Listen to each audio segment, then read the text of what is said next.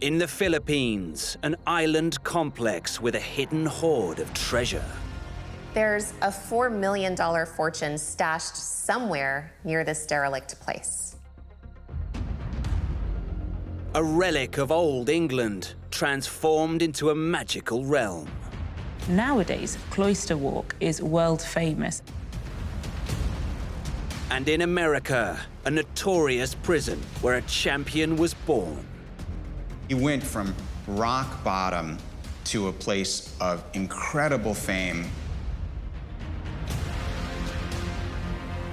Decaying relics, shadows of lost worlds, ruins haunted by the past, their secrets waiting to be revealed.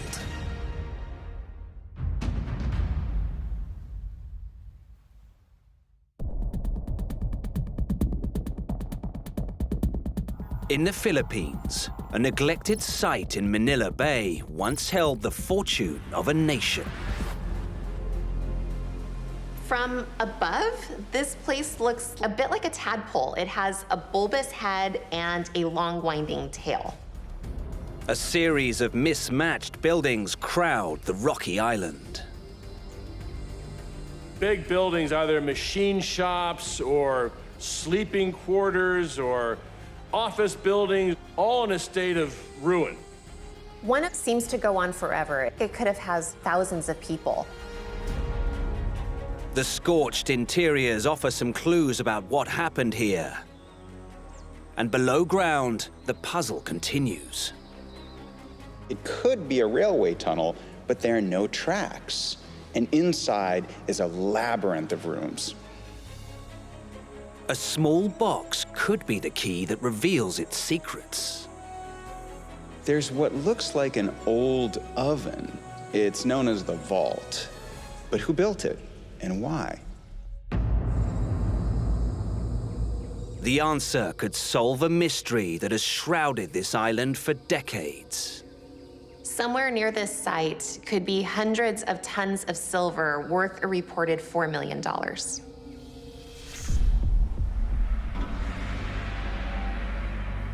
The strategic and economic value of Manila was such that the Americans fought and won a battle here in 1898. The Americans built banks and a stock exchange.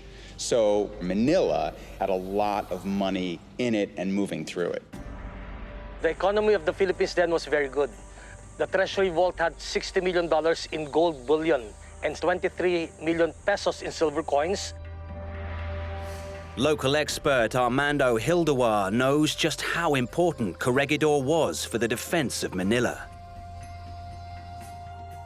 The 2 square miles of Corregidor Island were pivotal to securing America's foothold in Asia. And so they decided the key to holding the Philippines is Manila Bay. How do we hold Manila Bay? The island of Corregidor. The Americans built a world-beating barracks for their troops.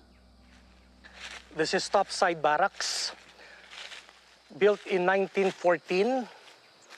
This was then the longest American barracks in the world, to house a maximum of 8,000 men of the 59th Coast Artillery Regiment. It had a chapel, it had a library, a bowling alley, indoor swimming pool, washroom areas, mess hall.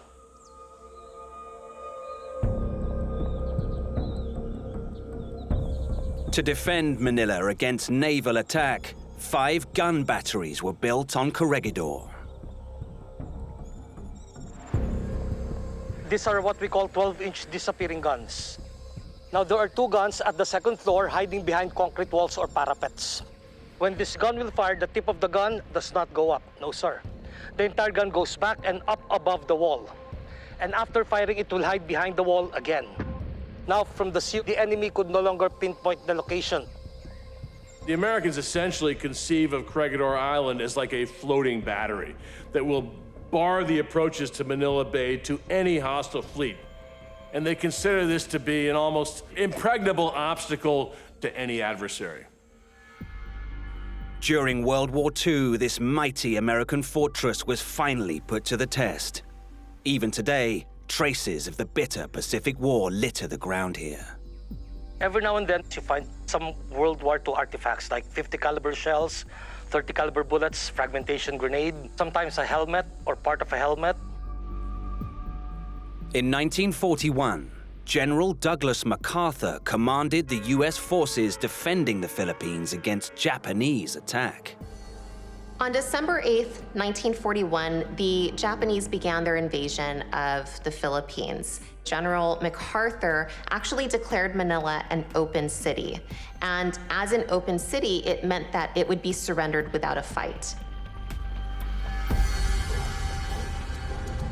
The US troops retreated to Corregidor, but they were determined to cheat the Japanese of Manila's wealth.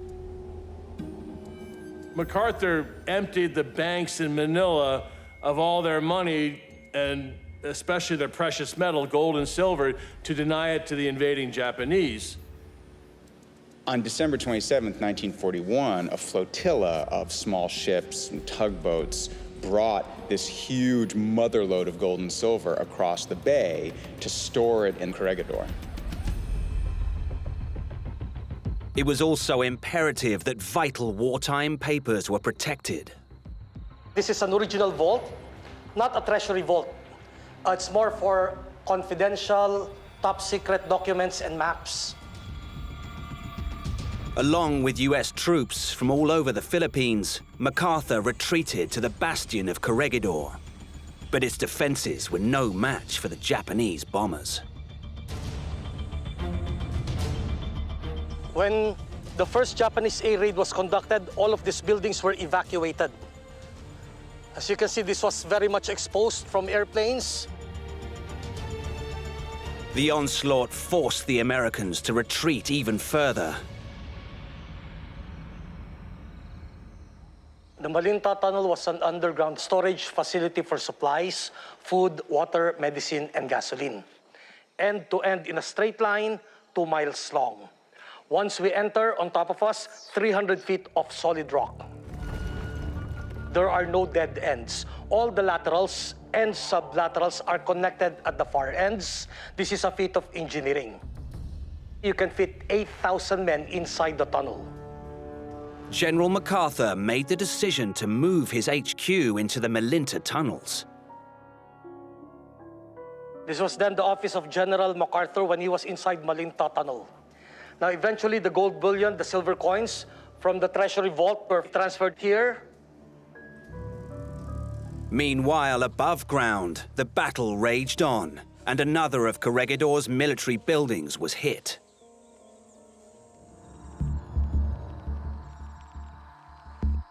This was then the hospital building. This would have been the surgery room, an operating table here, scrubbing area for the doctors. This had a capacity of 1,000 beds. To escape the relentless Japanese bombardment, the injured were also crowded into the tunnels. This is the underground hospital section of Malinta Tunnel. It was only to accommodate 300 beds. But when the Japanese bombed the hospital building on top side, all patients transferred here, bringing the figure to 1,000. One of the nurses was quoted as saying, "The blood almost dried up here. It was about 1 inch thick." In the Malinta Tunnel, life descended into bedlam for the men that were sheltering there. For months, as the Japanese continued to attack, thousands of US and Filipino troops were trapped in the tunnels. The island bastion of Corregidor was the last remaining obstacle to the Japanese expansion across the Pacific. With the billions of dollars worth of gold and silver up for grabs, the Japanese had no intention of giving up. And hope of a US rescue mission was very remote too. Given the blow the Japanese administer at Pearl Harbor, no fleet's going to come and rescue these guys.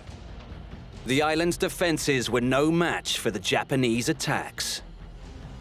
The ammunition that the anti-aircraft artillery had was only effective up to about 24,000 feet, Once the Japanese pilots realized this, they simply flew above that level and continued to drop their deadly cargo onto Corregidor. A desperate plea for ammunition capable of reaching the bombers was sent out. The U.S. submarine Trout was dispatched to send 3,500 anti-aircraft ordnance to Americans who were trapped at Corregidor. And it had a very perilous mission ahead of it. To reach Corregidor, the submarine had to dodge both the Japanese naval blockade and the U.S. defensive minefield below Manila Bay. But it manages to make it all the way to Corregidor and deliver its cargo. But now there's a problem. As it gets back in the water, it's riding too high. It needs ballast. So they actually requested 25 tons of sandbags, but Corregidor had no sandbags that they were able to spare. And so somebody has the bright idea, why don't we use bars of gold as ballast and get them out of here and get them safely back to the United States? With enemy bombs raining down on them, the U.S. servicemen had to get the bullion out of the tunnels. You have to transfer from the tunnel to the south dock 20 tons of gold and silver. So you can't just carry it in one truck. It has to be several trips of several trucks. So eventually the gold were brought out to the south dock to board the USS Trout. So this stuff is literally used as the equivalent of scrap metal to weigh down this submarine so it can make its escape.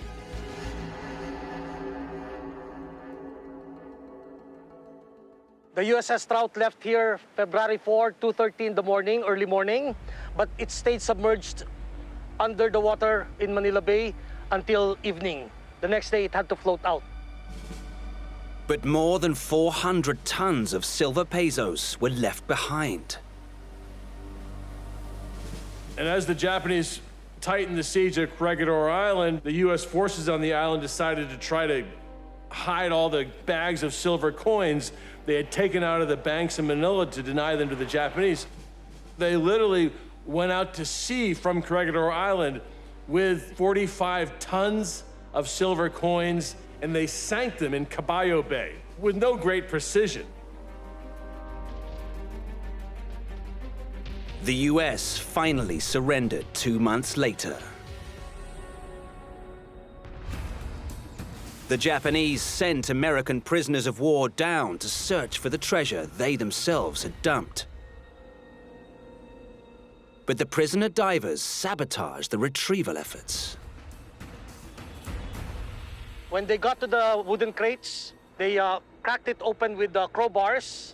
And when the Japanese were lifting the silver coins, the crates popped open and scattered all of the coins in the sandy bottom. While some coins were retrieved, most of the silver treasure lay on the seabed until the end of the war, when the U.S. retook Corregidor. The crater here was in 1945 during the retaking, a 1,000-pound American bomb made an almost direct hit. See, boom, crater fragments ricochet. But some veterans told me before, some bombs were mixed with a chemical, thermite or white phosphorus. Hot, white, molten shrapnels were melting their way deeper into the steel barrel. But most of the Japanese were by now holed up in the very same tunnel that had once sheltered the Americans. Scorch marks reveal what happened next. The Americans poured in gasoline mixed with napalm. The Japanese knew what was going to happen next. The Japanese knew there was no escape, but there was still an honorable way to die for the emperor. They blew themselves inside the tunnel using dynamites, bombs, and grenades, which ignited the gasoline at the same time. Wham! This entire tunnel system collapsed. Flames shot out from all the openings. More than 2,000 Japanese troops had committed mass suicide. When the war was finally over, shrines were built to commemorate the thousands of American, Japanese, and Filipino lives that were lost here.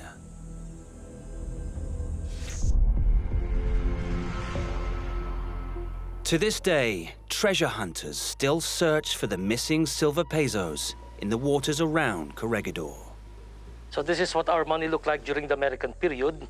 You can see on the reverse here is a very small S, coins minted in San Francisco for use in the Philippines. More than half the silver was never recovered and is still lying somewhere in the waters around this site.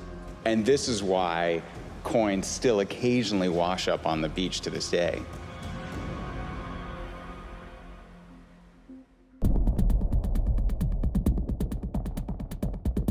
In Jefferson City, on the banks of the Missouri River, is a relic of old America.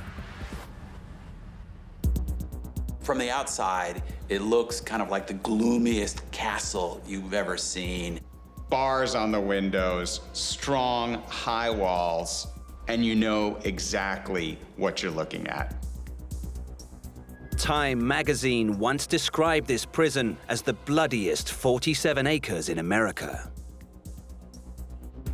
The state of the place reflects its tumultuous history. Parts of it are boarded up. In one section, the entire roof is collapsed. They burned all the buildings, and the impacts were still being felt when I came here in 1968. The inside is as grim as the outside, and the cell blocks are still bleak and foreboding. Along with these crumbling walls, these spooky rooms, there's even a gas chamber thrown in for good measure. You get this sense of confinement and claustrophobia. You can only imagine what it would have been like to be a prisoner brought into one of these cell blocks. All the other prisoners looking down to see who the new person is. Yet one of these men being looked down upon would eventually rise to the top. He went from rock bottom to a place of incredible fame. When you hear this person's story, it really is a version of the American dream. A champion was forged within these walls. But there are also plenty of darker chapters in this prison story.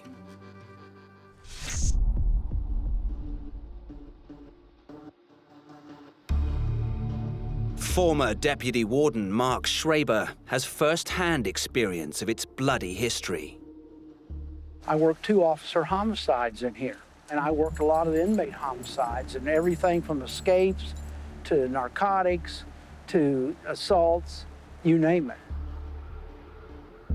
Mark began working here in 1968, the same year that James Earl Ray assassinated Dr. Martin Luther King, having broken out of this very prison. Escape attempts were common as inmates desperately tried to flee a place with a fearsome reputation. This is the Missouri State Penitentiary. The prison actually was opened in 1836, the very week that the Alamo battle was going on in Texas. Schraber recalls a recent discovery that helped shed light on those early years. The prison administration was under a court order to put in an exercise yard for the men on death row. So when the contractor came in and started the excavation, the contractor hit something very solid. And what he hit was the buried cells. So there are these old cells that date back to the mid-19th century, and this is a really rare find.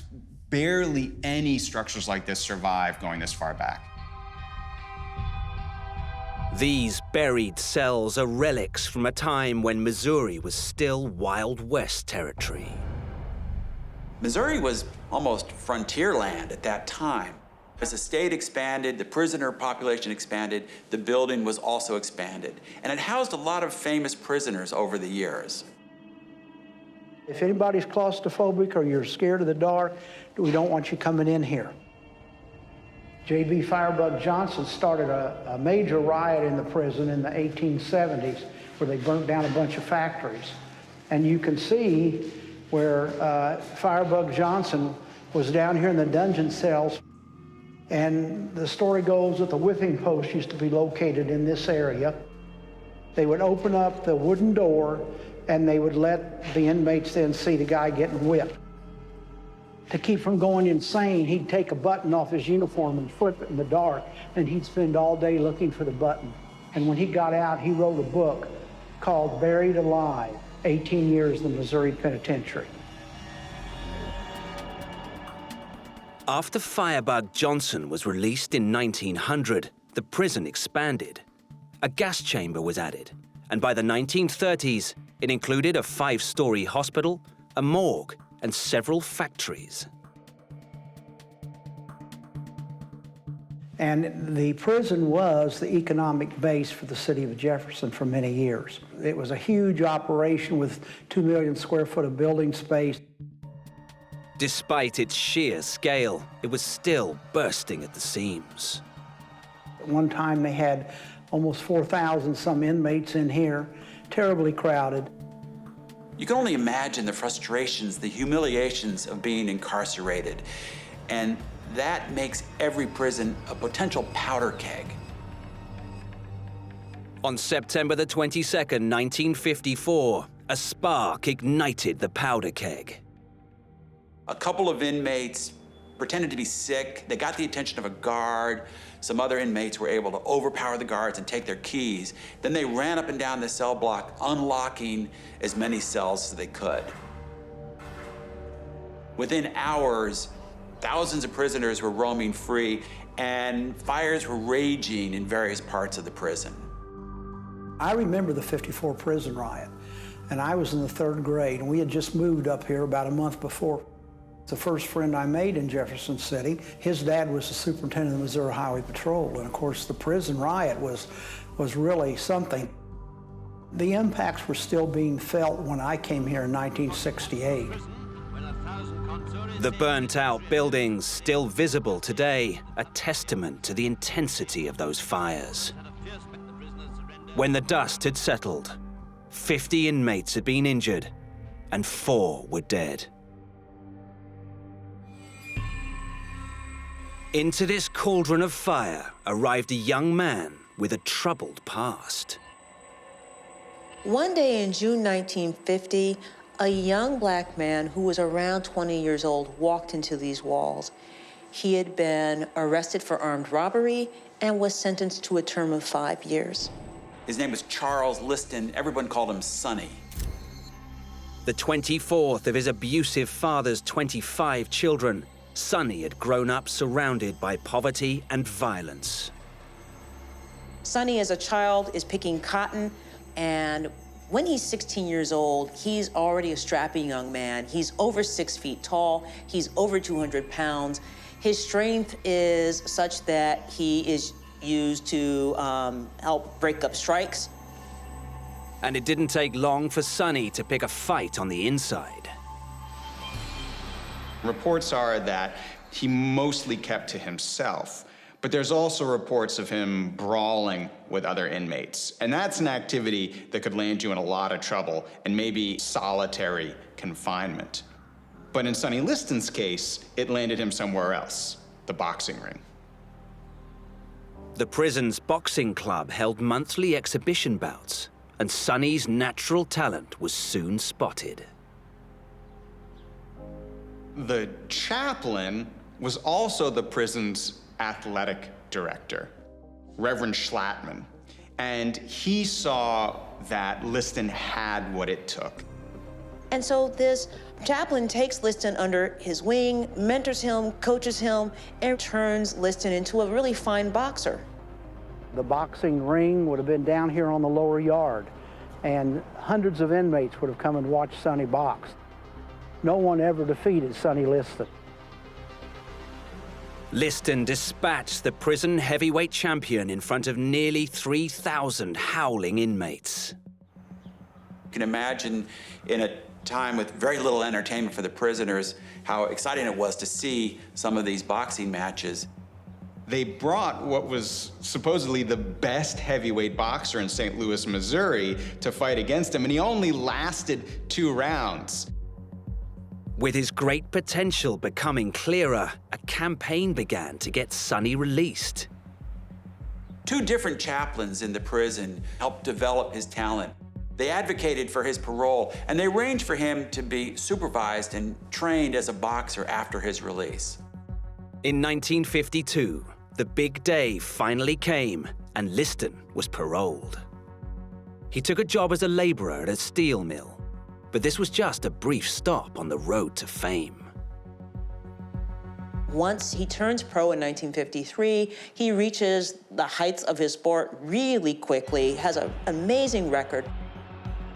The man with the biggest hands ever recorded in boxing history soon established himself as the knockout king. In 1962, 10 years after being released, Liston went up against Floyd Patterson for the heavyweight championship. Wasn't much of a contest. He knocked him out in 2 minutes, 6 seconds. Despite reaching the pinnacle of his sport, Sonny couldn't shake his criminal past. He assaulted a policeman, he stole the policeman's gun, but he also was reputedly tied in with mob figures who supported his career. 2 mafia figures purchased majority shares in his contract, so he's literally associated with figures in the underworld. In April 1963, Sonny Liston passed through these gates once again. Only this was a triumphant return. When Liston goes back to the prison, he receives an incredibly warm greeting. Inmates are cheering, they're excited, he's going around shaking hands. It's a triumphant moment for someone who had been incarcerated there. The champ had come back to show his gratitude to the staff and to visit the prisoners. He ate with the inmates in the general dining hall, and it was, by all accounts, just an incredibly powerful, meaningful experience for the prisoners to see this hero who'd been one of them and then had become this worldwide superstar.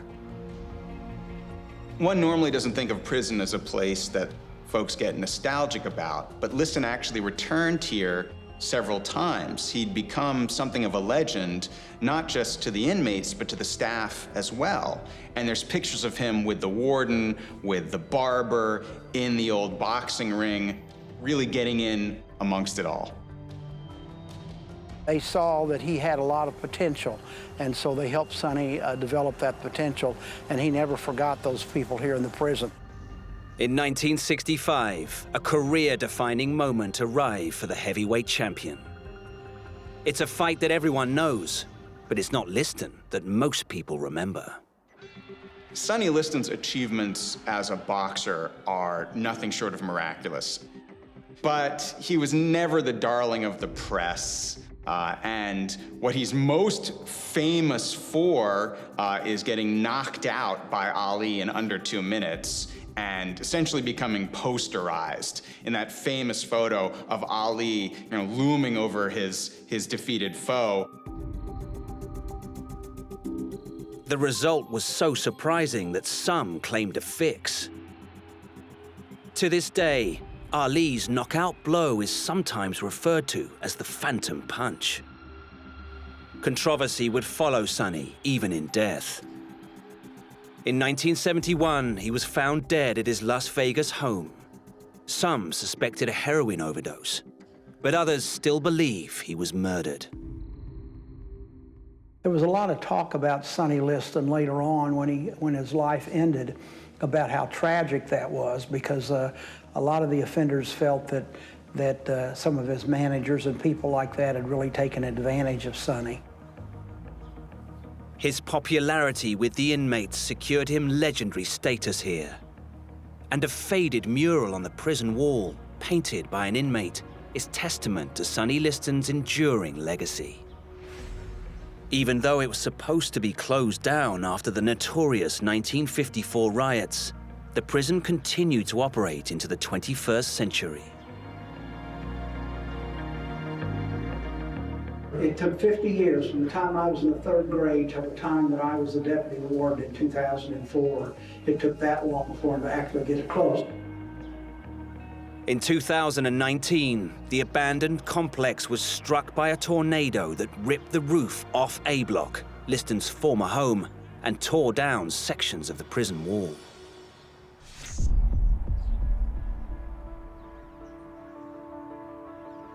Mark now enjoys looking after the prison's vast historical archive and leads tours providing insight into the institution's long and eventful life. And of course, its most famous inmate, Charles L. Sonny Liston. Liston's story is a story of rags to riches, of success against all the odds. In some ways, it's the story of the American dream, but we should make no mistake, a place like the Missouri State Penitentiary is a place where dreams go to die. And the chances that another Sonny Liston are going to emerge from this sprawling, privatized, for-profit prison system seem vanishingly small.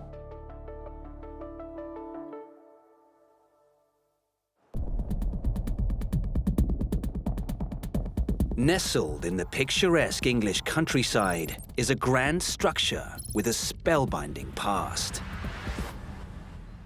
This is Wiltshire, which is world famous for its sweeping valleys, and of course Stonehenge, which everybody knows.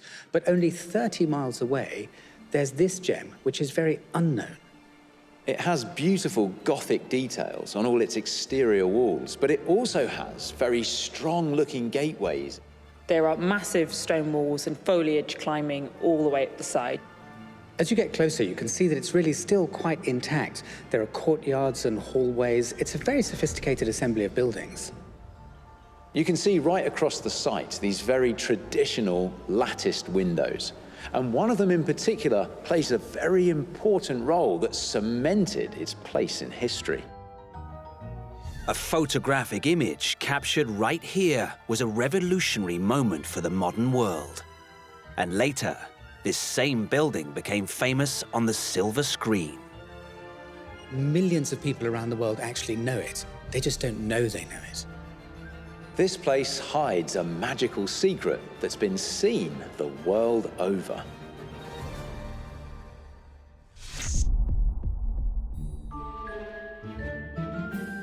Dotted around are features that all Harry Potter lovers will instantly recognize. In the middle of one of the rooms, you see this giant cauldron sat on a stone plinth. Nowadays, Cloister Walk is world famous as a crowded school hallway, filled with wizards' hats and wands. But everything here owes its existence to a formidable woman who lived 800 years before J.K. Rowling's books were turned into one of the world's most successful film franchises. Emma Hitchings is passionate about the history of this remarkable place. Arriving here, you immediately feel the sense of history. You can see the scars of what's happened here before and what the building may have looked like. You don't know where to look first. There's so much history and it's all just so beautiful. So this place was founded by a woman who was a pioneer of her time. She went by the name Ela of Salisbury, and she lived a remarkable life. Ela was a noblewoman. She was born in 1187, and she was the only child of the second Earl of Salisbury. And when he died when she was 9 years old, she very unusually not only inherited his title, but also all of his money.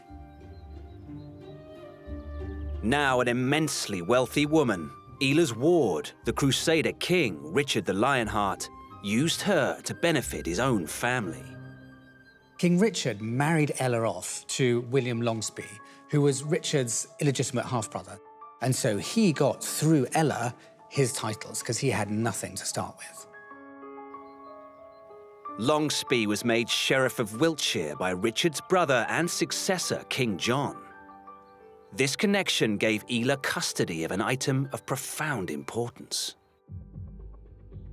In 1215, a band of rebellious medieval barons forced King John of England to agree to a laundry list of concessions. It later became known as the Great Charter, or in Latin, Magna Carta. Magna Carta was one of the most famous documents of medieval England, signed by King John in 1215 with William Longsby at his side. Magna Carta was a historical landmark, an early bill of rights that would form the basis of England's entire legal system, and a precursor to the US Constitution. A copy was sent to every county in the country, and the copy that went to Wiltshire went to the Sheriff of Wiltshire, who was William Longsby.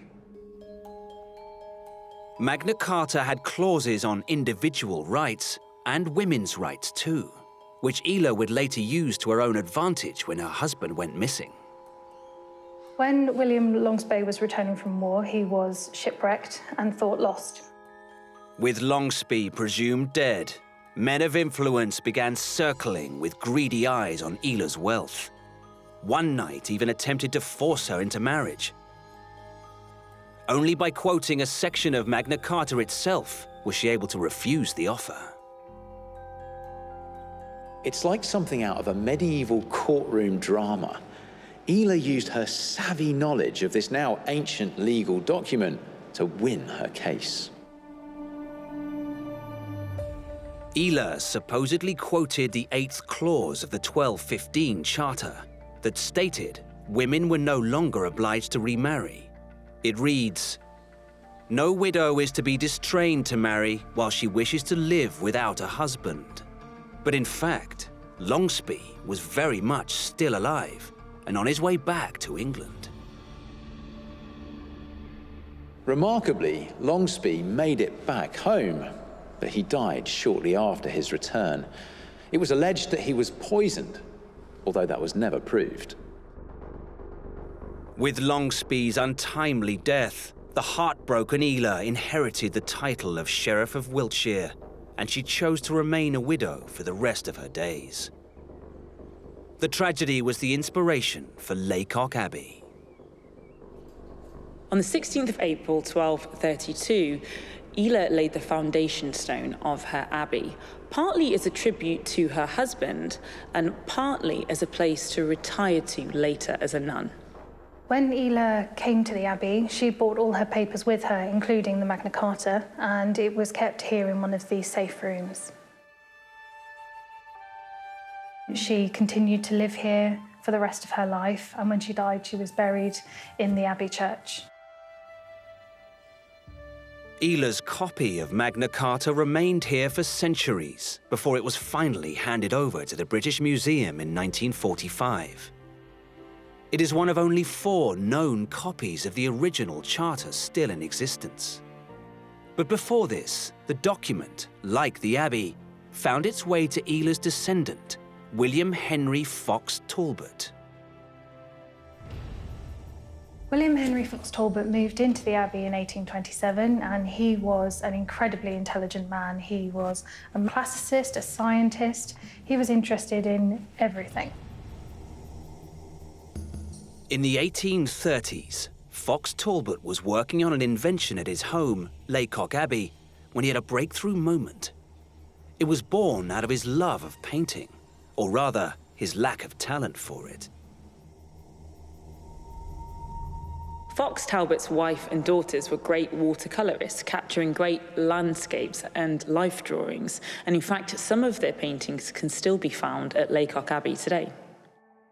William wasn't so good with pen and paper, so he tried to find a scientific way to capture these scenes before him. During a time of great innovation in the field of photography, Talbot made a stunning discovery. There had been experiments to capture images on paper by others before him, but Fox Talbot went on to create the 3 primary elements of photography: developing, fixing, and printing. Talbot already knew about the light sensitivity of a compound called silver chloride, so he tried to use that to capture the world around him. He took a piece of paper and soaked it in sodium chloride, or ordinary table salt. He brushed one side of the paper with silver nitrate, and when that reacted with the salt, that produced silver chloride, which is a light-sensitive paper. He called it his photogenic drawing, and using the sensitive paper that he'd created, because he was still seeing it in his mind as a way of keeping up with the watercolor abilities of his wife and daughters. Fixing the paper to the inside of small boxes, he waited for the exposure to light to take full effect. These became known as mousetrap cameras, partly because they were so small, and partly because his wife kept finding them all over the place. He invented that process here, and the first ever photographic negative was taken of the oriel window upstairs overlooking the South Lawn, which really makes this abbey the home of photography. Talbot, of course, died with no idea of what his invention would go on to become. He could have had no conception of the popularity of cameras, selfies, television, and even, of course, the big silver screen. 170 years after that very first photograph, far more sophisticated cameras than Talbot's came to Lacock when the entire Hollywood machinery descended on the abbey. In 2000, J.K. Rowling's overnight hit of the young, very famous wizard Harry Potter was adapted for the big screen, and filming commenced all across the UK.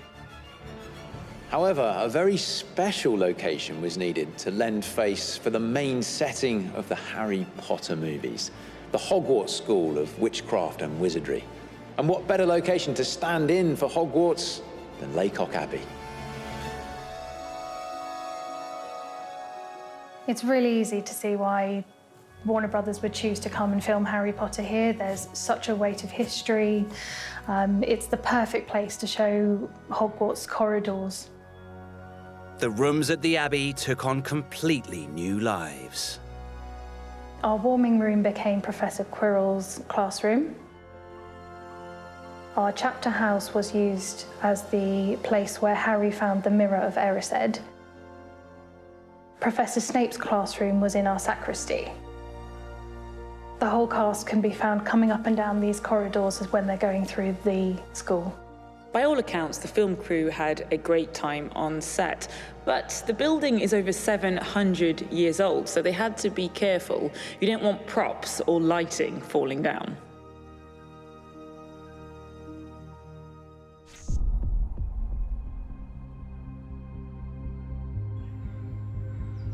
Handed over to the National Trust in the 1940s, the Abbey is now a mecca for Potter fans the world over. Walking around there, having the chance, as a true Harry Potter fan, to be able to get your picture taken in that famous hallway, that would be fantastic. It's also a place where tourists can learn about the other extraordinary characters that help create this atmospheric film set. From Ela to Henry Talbot to Harry Potter, this place has always been home to extraordinary heroes.